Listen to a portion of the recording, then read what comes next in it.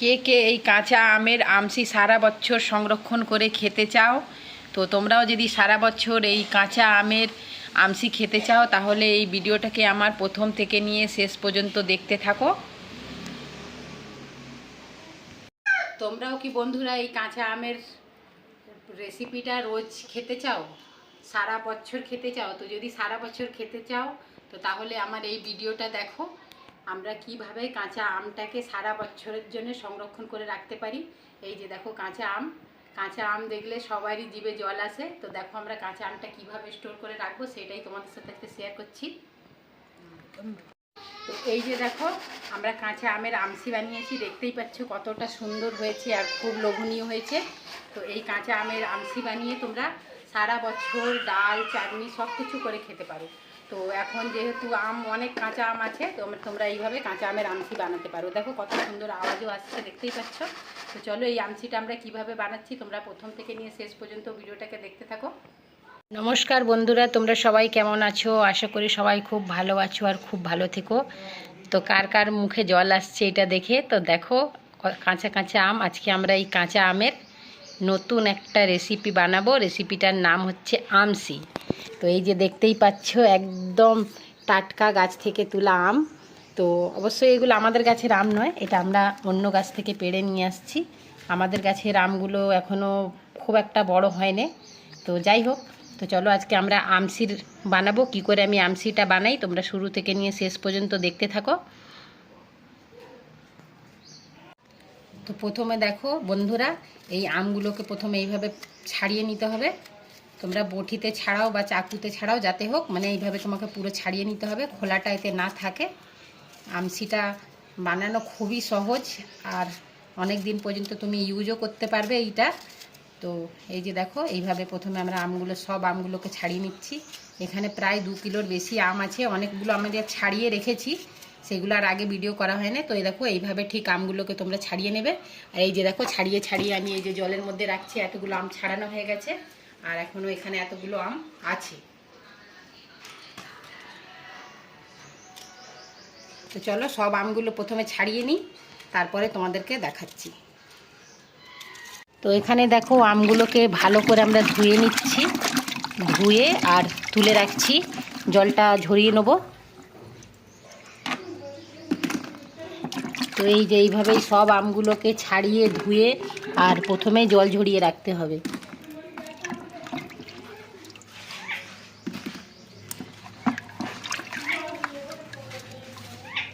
তো এখানে দেখো সব আমগুলোকে আমি খুব ভালোভাবে ছাড়িয়ে ধুয়ে আর জল ঝরাতে রেখে দিচ্ছি। জলটা একটু শুকনো হয়ে যাক, তারপরে আমরা বানাবো আমসি। এখানে দেখো বন্ধুরা আমগুলো আমাদের জল ঝরিয়ে নিয়েছি।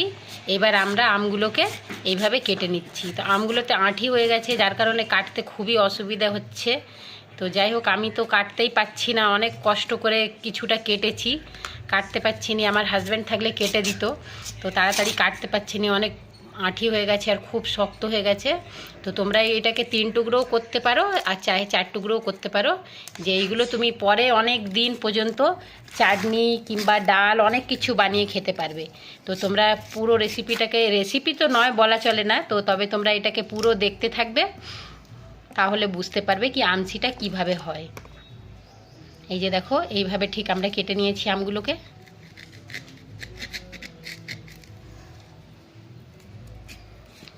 আম কাটা খুব মুশকিল হচ্ছে, দেখতেই পাচ্ছ তোমরা। আর আজকাল আচার করলে লোক বাজার থেকেই কেটে নিয়ে আসে, আর এইগুলো বাড়ির আম, তো এবার কোথায় কাটতে নিয়ে যাব, সেই জন্যই যাই হোক করে এরকম করে মুঠিতে করেই কাটছি। আমগুলো সব কাটা হয়ে গেছে। তো আবারও আমরা একবার খুব ভালোভাবে ধুয়ে নিচ্ছি, চকুটে একটু কালো কালো হয়ে যাচ্ছে। তো এই যে দেখো জলে দিয়ে খুব ভালো করে এগুলো ধুয়ে নিচ্ছি, ধুয়ে আর এই যে আমগুলোকে এবার একটা চুবড়িতে তুলে রাখছি, তুলে আর এইটা জল ঝরে গেলে তারপরে আমরা বানাবো। তো সব আমগুলো, যতটা আম তোমাদেরকে দেখিয়েছিলাম সবগুলো কাটতে পারিনি, যতটা কাটতে পেরেছি ততটাই করবো আজকে।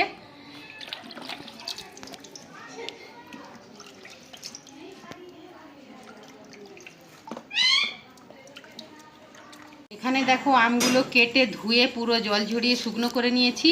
এবার আমসি বানাবার জন্য সবথেকে প্রথমে তোমাকে লাগবে একটা মাটির হাঁড়ি। এই হাঁড়িটা খুবই দরকার। তো আমরা এই যে একটা মাটির হাঁড়ি নিয়েছি, এবার এর মধ্যে এই সব আমগুলোকে দিয়ে দিচ্ছি।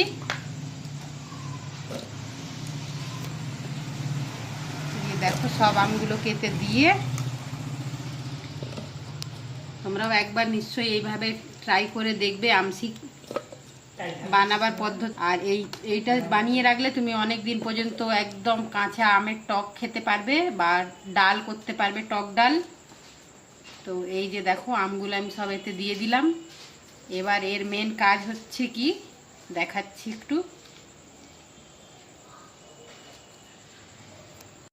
মাটির হাঁড়িতে আমরা সব আমগুলো দিয়ে দিয়েছি। আর এতে লাগবে নুনের প্যাকেট। এতে পুরো আধা কেজি নুন লাগবে, মানে 500 গ্রাম নুন লাগবে। তো এই যে দেখো নুনগুলো আমি দিচ্ছি, দেখতেই পাচ্ছ 500 এতে নুন লাগবে তোমাদের। এই নুনটা দিয়ে এবার আমরা ঢাকা দিয়ে খুব ভালো করে রেখে দেবো রাতভর।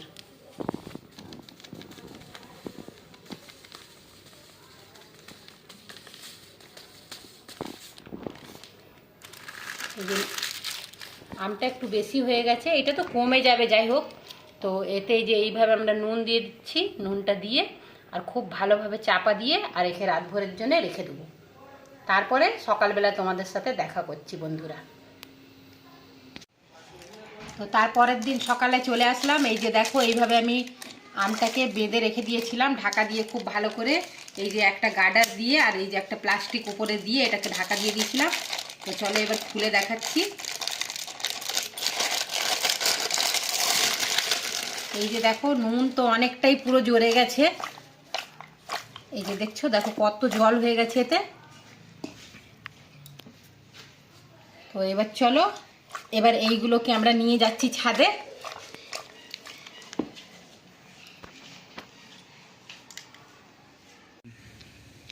তারপরে দেখো এখানে আমরা একটা পেপার বিছিয়ে দিলাম, তোমরা চাইলে প্লাস্টিকও দিতে পারো। এখানে একটা পেপার বিছিয়ে আর এই সব আমগুলোকে আমরা এইভাবে ঠিক রোদে দিয়ে দিচ্ছি। আর এখানে দেখতেই পাচ্ছ কত নুন থেকে জল বেরিয়েছে। তো এই আমগুলোকে আমরা পুরো বিকাল পর্যন্ত রোদে দিয়ে রাখবো। এইভাবেই দেখো সব আমগুলোকে আমরা শুকনো করে নিচ্ছি।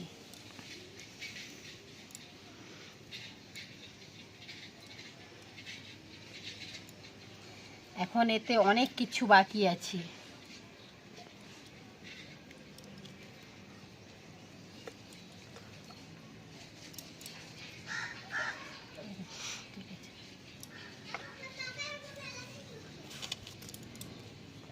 তো এখানে আমরা সব আমগুলোকে রোদে মিলে দিয়েছি। এবার চলো বিকেল পর্যন্ত আমরা একটু অপেক্ষা করি। তো এখানে দেখতে পাচ্ছ আমগুলো আমাদের একটা রোদ পুরো খেয়ে নিয়েছে। তো মানে কত ভালো একটা শুকনো হয়ে গেছে দেখতে পাচ্ছ। আর এই যে নুন জলটা ছিল, এই নুন জলটাকে ফেললে হবে না, এই নুন জলটাকে আমরা হাঁড়িতেই রেখে দিয়েছি। তো এবার কি করতে হবে, এই আমগুলোকে, এই শুকনো আমগুলোকে আবারও এই নুন জলের মধ্যে দিতে হবে। ঠিক ওই কালকের মতনই এই একইভাবে আবার এই আমগুলোকে নুন জলের মধ্যে দিয়ে ঢাকা চাপা দিয়ে রেখে দেবো।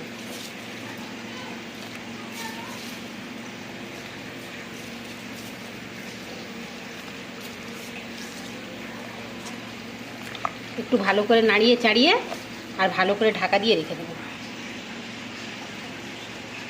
তো এখানে দেখতে পাচ্ছ ভালো করে নাড়িয়ে নাড়িয়ে পুরো সব আমগুলোকে নুন জলেতে ভিজিয়ে দিলাম। ভিজিয়ে এবার একটা ঢাকা দিয়ে রেখে দিচ্ছি।